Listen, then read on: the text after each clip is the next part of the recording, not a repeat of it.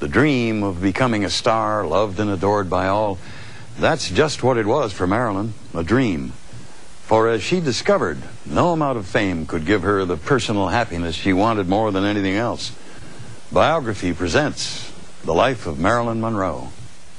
I can't understand, and I despise all that rubbish that makes always, if there isn't a tragedy, then there isn't a star. No, the tragedy comes all right, and it is sad, because what they weren't trained to do, none of these people, including Marilyn, was how to handle it. But who can handle the whole world at your foot? Who? When suddenly everybody's there bowing before you and wanting you. Who has yet learned this art anyway, really, even today? Clark Gable, simply by, well, being a man and not saying anything. But most people don't know how to deal with it. Such affection, how many ways can you say, grazie militante, thank you, and the audience just stands up and loves you for half an hour, because that's what you mean to them. You mean love. That's what makes a Monroe, and she's the last great movie star, you see, Hollywood movie star. Hollywood movie star with lights, Hollywood movie stars with all the photographs that the stills men take because we need new pin-ups, everything. She's the last. She's the end of what we mean when we say Hollywood, and that's it.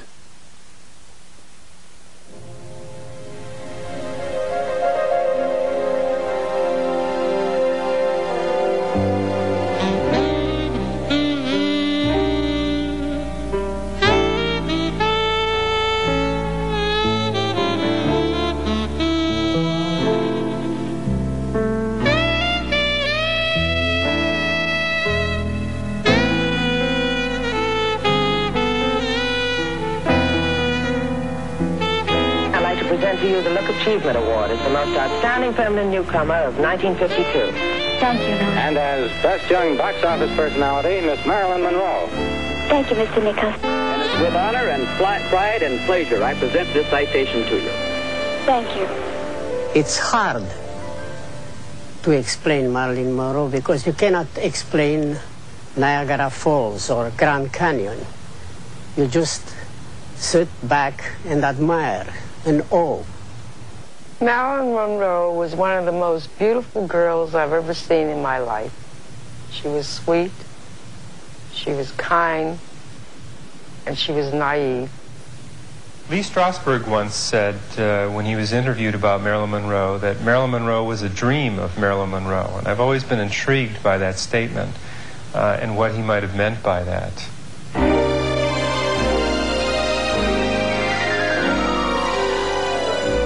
A lot of creative people, I guess, are very powerful in that they almost create their own realities. And it seemed to me, and I remember we had a conversation about it once where she talked about how when she was a little girl, she had dreamt that she would be rich and famous and everybody would love her and that would make the big difference in her life. But she left herself out of her dream. So everybody loved her but her.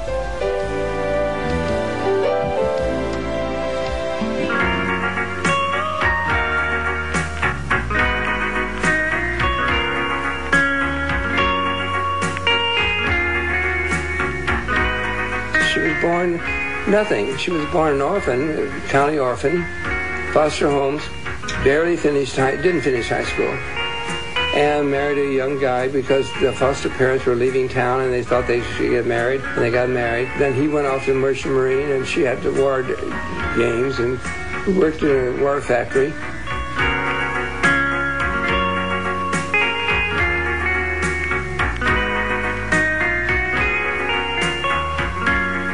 Marilyn Monroe was about 19 years old when I think she started to begin to find this focus for her life and began to think seriously about acting. It's a story that's well known about a photographer going into a factory during the Second World War, trying to find a young, pretty girl and to take pictures of her for the magazines that were sent to servicemen across the seas during the war. I was having a fashion show at the Ebell Club on Wilshire Boulevard, and I had told Marilyn that she could be in the show, and we had a station wagon to take the group over to the club.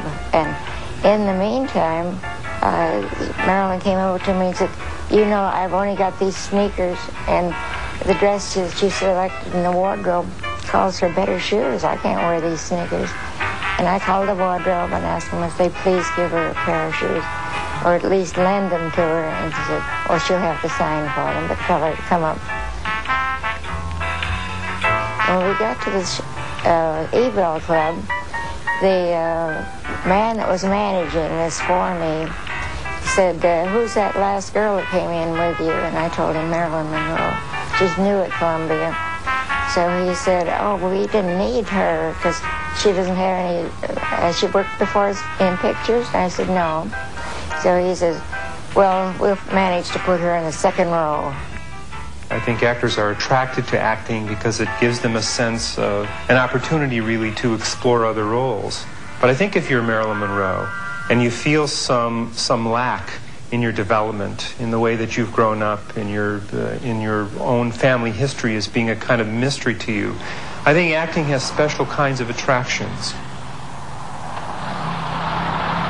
This is the first car I ever owned. I call her Cynthia.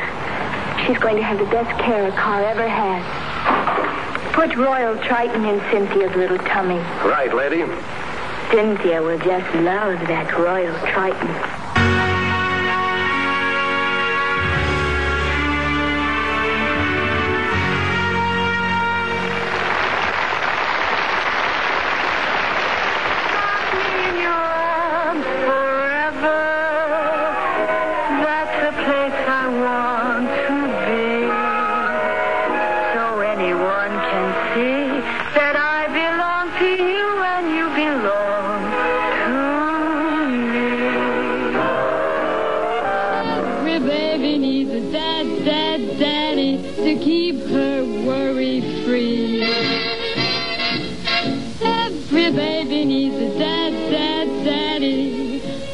She'd made herself a name for herself by in a very small part in Asphalt Jungle at MGM, and then her contract had been taken up again by Fox.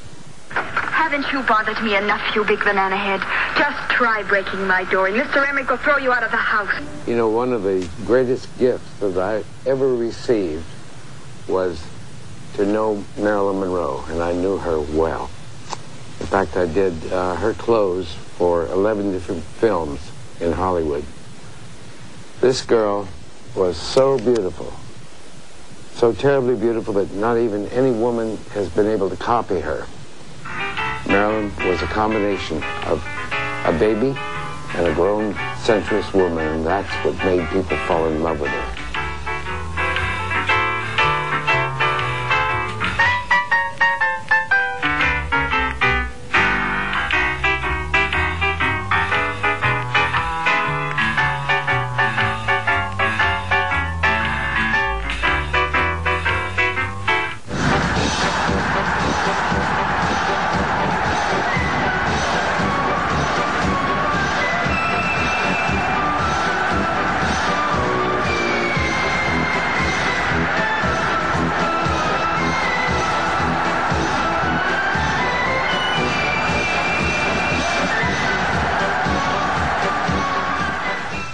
When we started the picture in Niagara, she was wonderful. She worked hard.